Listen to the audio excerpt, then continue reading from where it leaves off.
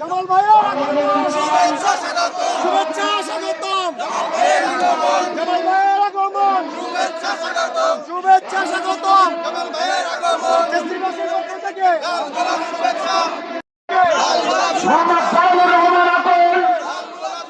ভারপ্রাপ্ত সভাপতি বাংলাদেশ জাতীয়তাবাদী দল কাঠামো উপজেলা শাখা